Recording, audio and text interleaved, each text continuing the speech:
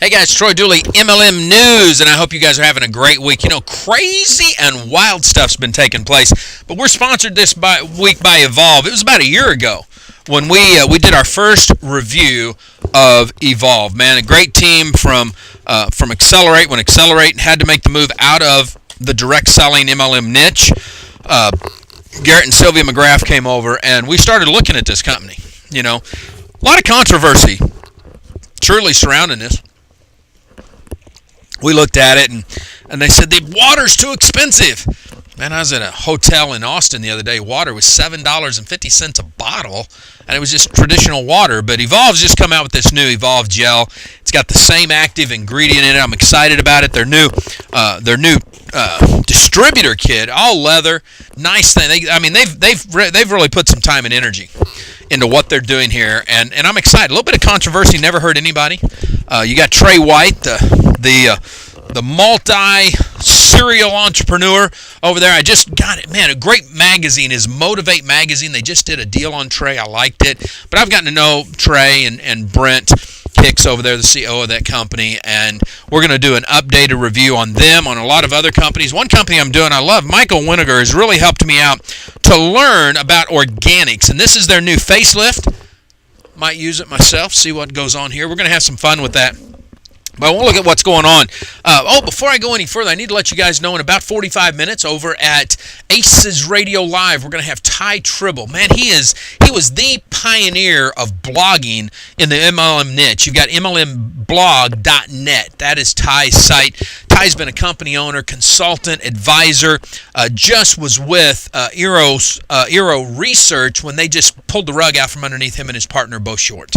And I mean, these guys have been partners for years, and they know how to build organizations. Here's what I love about them. I call them servant leaders, because I was on a call the other day listening to them talk to their team and praising their team from the smallest to the largest. Well, they've landed. They promised their team in 5 days they'd find the company. They have landed with a biggie. I mean, this is going to blow your mind. I'm proud of what these guys have done. We're going to have them on. Jim Gilhouse, my co-host, or I'm his co-host. He's the founder of Aces Radio Live. Is going to be on. It's going to be great as he interviews Ty Tribble. But let's look at what's been going on. Is Dan Jensen, is he with Agel or is he gone? The great Ted Knighton. It's kind of crazy, but he just announced over at Business for Home that Glenn Jensen is back, that he's back at Agel. Now, I went over to the Facebook site. I went over to Glenn's site. I don't see where he says he's back at Agel. He just basically says, I am Agel. I will always be Agel. I love Agel. So, I don't know. I went over to Agel's website. I see no updated news there on anything. I still see that they've got the video of their new CEO. All that good stuff. Here's what I do know about Agel. I know that Randy Gage is on the advisory board. Randy Gage is one of their top distributors. Randy Gage cares about his team and every other team in Agel. I know that much. We're going to keep our eyes on this and see what's going on. I'll be checking in with Kevin Thompson, my MLM attorney, see if he's got any new news on there. Something else while I'm at it that Ted actually reported on, he put up the estimated earnings for the top distributors at My Shopping Genie. And the good news is 6 of them are making $50,000 to $100,000 a month. A boatload of others are making $5,000 a month. Ted estimates it's somewhere around $685,000. That's about $8.2 million a year paying out in commissions worldwide. Probably more than that, because there's probably a lot of distributors making less than that didn't make this list. It's still a high-risk company. It's not a scam, anything like that. But I question the validity of the compensation plan based on the fact no product is ever sold to the end user. It's all internal consumption. You buy a license to give away a free piece of software, which is then used to earn you some PPC commissions and commissions off products like Amazon.com and stuff like that. I don't think that the FTC and any state AG is going to see that that's the company generating those revenues and paying them to distributors. I don't think it's going to wash, and that's been my big concern. This is the second compensation plan major change they've made since they launched. I think that if a regulatory agency gets in there, that they may make another change. That's my concern. High risk does not mean it's bad. Other high risk, in my opinion, only my opinion, high risk MLMs would be anything in the industry that has a commodity tied to it. So I would look at energy companies as high risk. Wireless companies are high risk. If it's a gold or silver bullion company, I would classify it higher risk than the average company that's being launched. If you're thinking, well, Troy, Numis Network has coins. They have numismatic coins, or collectible coins. Is that risky? I'm sure it is to a certain degree. I'm talking about things that are tied to commodities. And that has me concerned. I'm concerned when companies put together stuff. MPB today is a high-risk company based on their compensation plan. So that doesn't mean that the companies are bad. It just means they're a little riskier than others. You need to be prepared for that. Know that going in. And the rest is up to you. This is America. I believe in the free enterprise capital system. Now, let's look at some awesome things that's out there. I want to look at some industry stats. I think this would be good. A lot of you have been saying, Troy, we like the stats. We love it when you give those. Let me give you this. This is from the DSA, the Direct Selling Association. These are from 2009. This is the most current that we have. I'll be looking forward to 2010s. We see that we took a little bit of a hit on sales in 2009. In 2008, it was 29.6. 2009, 28.33. It may be flat again in 2010, although I think we're going to see a little bit of a rise. What really did get me excited, and this is why I think you're going to see a rise in sales in 2010 when the numbers come out, is in 2008 we had 15 million distributors. In 2009 we grew that by 1 million to 16 million distributors in the United States. Usually it's the growth of recruiting that brings up those sales. That's just the way it works. People get in, people get a little bit more familiar, and then you start to see the sales take over. So I think that you will see that increase. Now I'm going to tell you right now, out of that new 1 million distributors, most of those weren't buying anything. Okay, at least 30% of them never bought anything. The others were product users. Less than 20% are going to be builders, and I'll go through that in a second. But that was good news to see that growth. Looking at how the different niches within our profession have changed. Personal care, stuff like skincare, just like this with Asane Worldwide. Makeup, stuff along that line. Personal care items, 21.3% of all sales. Wellness, your energy drinks, your juices, your vitamins, and all that, 22.8%.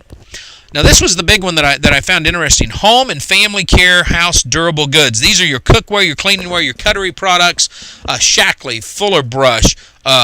Along those lines, some of your Southern Heritage, which kind of merged with somebody else, that makes up 23.9%. Tupperware would be in that category there. When we look at leisure and education, that has dropped only 3.3%, which means the travel industry still hasn't recouped from all the regulatory issues that we've seen them face. Clothing and accessories are at 10.3%. I'm glad to see this because we lost Weekenders a couple of years ago. Great female clothing line. But Jockey USA has come in, and they've got a new line. We've got a new men's clothing line that's come out. The other thing that I find is interesting is we have 2 different girdle companies that I've seen out there, and they're run by men. That's a little weird to me.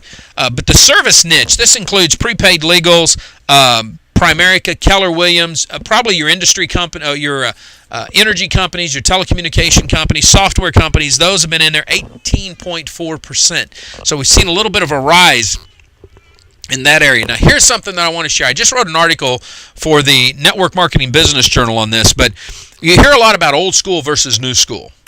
And I think that's a myth. I think that self-proclaimed gurus, I'm not talking about experts, I'm saying self-proclaimed gurus that want to tell you got to go to new school, I think is totally wrong. I debate it on stage. I don't have a problem with that. I believe that it's purely school. You should always be going to school. You should always be learning. I had one of my guys, mentors years ago, tell me the only thing consistent in network marketing is change. So when we try to pit people against each other, you shouldn't be going to meetings, you shouldn't be doing home stuff, you should be on the phone, in the internet. I don't think that's totally accurate. I think there's experts. Todd Falcone is an expert at teaching you to use the telephone. Okay, I'm not knocking that, but there's some people that just want to tell you it's all about the new school. I disagree, and here's why.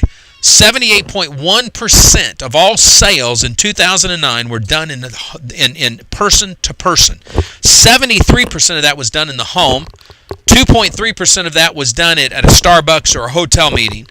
And 2.2% of it was done in the workplace. That shows me right there, old school still is new. Okay, still works. Now, let's look at the new school side of things. Remote selling was 12.1%. Now, here's the breakout of this. The internet sales was 7.3%. Telephone sales was 4.8%. Now, here's the kicker here. This is the first time I've seen this in any report from the DSA. 9.8% was done by the companies themselves. They are using their own marketing. They're using some social marketing, some new school stuff. They're also doing some crazy stuff. BK Brake over at Vima is a prime example. He's got 2 lounges, 2 nightclubs. One's on the East Coast and one's in Phoenix there at the Phoenix Suns. They've opened up the Verve Lounge. They've got the big Verve motorcycle, all that good stuff. They got a big calendar that they're doing. It's some pretty unique stuff that we're starting to see. We're starting to see some of this is done with vending machines. It's done with direct mail. You know what? A lot of people have said, oh, that's gone out. I know that Longevity does a lot of mailing of checks, a mailing of marketing. Every time they mail something out, there's a marketing piece talking about a product, something that they have, the compensation plan, everything. So we're seeing an increase with companies saying we're going to take control and market our products. And I tell you what, I think the product companies in 2010, when the reports come out, we're going to see that they've cranked through the roof, that they've done some phenomenal stuff. And I think those companies that just focused 100% on recruit, took major hits in their sales. And I think I can show you why that is.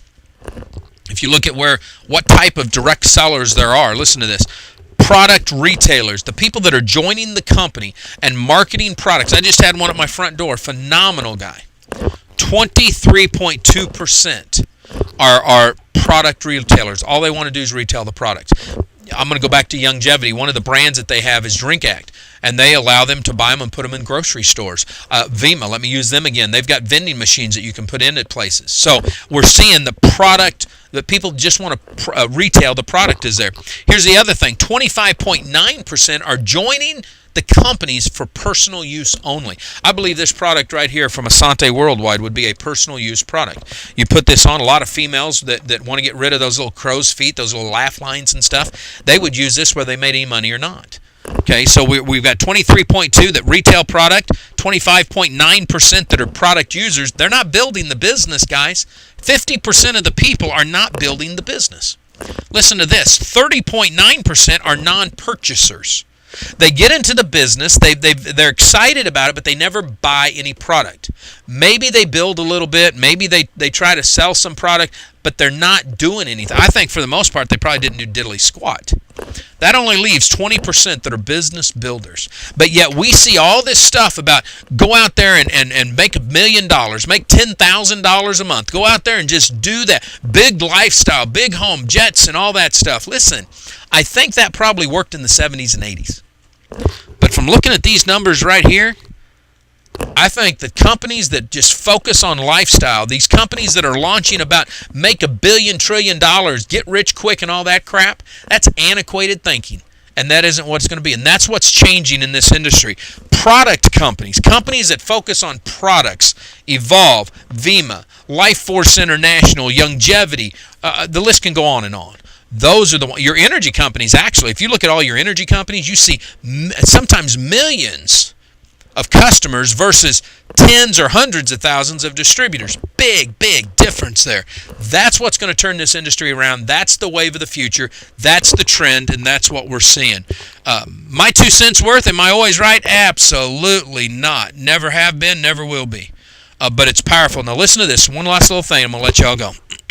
Sales strategy. What is the general way that people are making their sales? How are they presenting? How are they doing it? Listen to this. Individual person-to-person selling, 64.3%. Party plan or group selling's 25.4%. Customer direct orders. This goes back to what the companies are doing, how they're trying to increase volume. It goes to your pay, but that's how they're doing it. 9.8%. This is powerful. It's one-on-one. That's where social marketing comes in. People go to their network. They get to see what they want, and then they find somebody locally they can buy for. The stats are here. The stats don't lie. You can see it. It's powerful. Females still dominating this industry all the way across the board. It's exciting to see. Live life like it's an epic adventure. We'll see you at the top.